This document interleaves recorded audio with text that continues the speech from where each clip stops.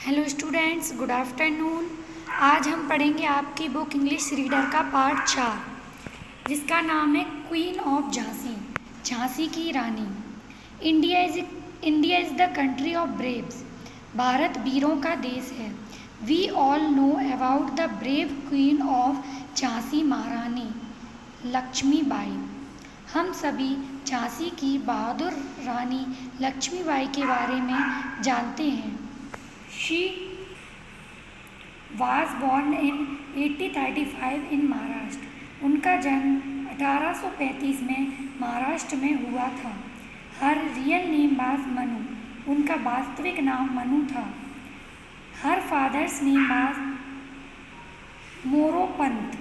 उनके पिताजी का नाम मोरोपंत था। She was very brave from her childhood.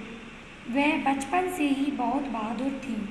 She learned riding and sword fighting in her early as.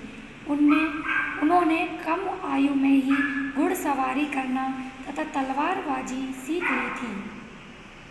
When she grew up, she was married to Gangadhar Rao, the king of Jhansi.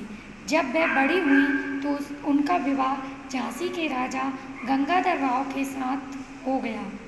Thus, she became the queen of Jhansi. इस प्रकार वह झांसी की रानी बन गई। Later on, she was known by the name of Lakshmibai. बाद में वह लक्ष्मीबाई के नाम से प्रसिद्ध हुई। After some time, she gave birth to a son। कुछ समय पश्चात उसने एक पुत्र को जन्म दिया। Unfortunately, the baby died in his early age। दुर्भाग्य से बालक की प्रारंभिक आयु में ही मृत्यु हो गई। After some time, the king and the queen adopted Damodar Rao as their son। कुछ समय पश्चात राजा तथा रानी ने दामोदर राव को अपने पुत्र की तरह गोद ले लिया। When Damodar Rao was just a child, he lost his father, the king of Jhansi. जब दामोदर राव एक बालक था तो उसने अपने पिता झांसी के राजा को खो दिया। The queen and Damodar Rao faced many difficulties। राजा की मृत्यु के बाद रानी तथा दामोदर राव ने बहुत सी कठिनाइयों का सामना किया। Our country was under the British rule at that time। उस समय हमारा देश ब्रिटिश शासन के अधीन था। The Britishers wanted to take over Jhansi also। British लोग झांसी पर भी अपना अधिकार करना चाहते थे। So they attacked on Jhansi with their big army। इसलिए उन्होंने अपनी बड़ी सेना के साथ झांसी पर आक्रमण कर दिया। The queen fought against the British army bravely। Rani British सेना के विरुद्ध बहादुरी से लड़ी। But she lost the battle in the year 1857। लेकिन वे 1857 की युद्ध में हार गईं।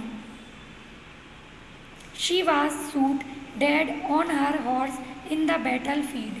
उसे युद्ध के मैदान में अपने घोड़े पर मृत्यु प्राप्त हुई। She gave her life for her motherland। उसने अपनी मातृभूमि के लिए अपना जीवन दे दिया। That is why we shall never forget her। इसलिए हम उन्हें कभी भी नहीं भूल सकते। She is immortal। वह अमर है। हमें उनसे प्रेरणा लेनी चाहिए कि हम भी देश के लिए काम आएं। So we should get inspiration from her that we share our life for the service of our motherland।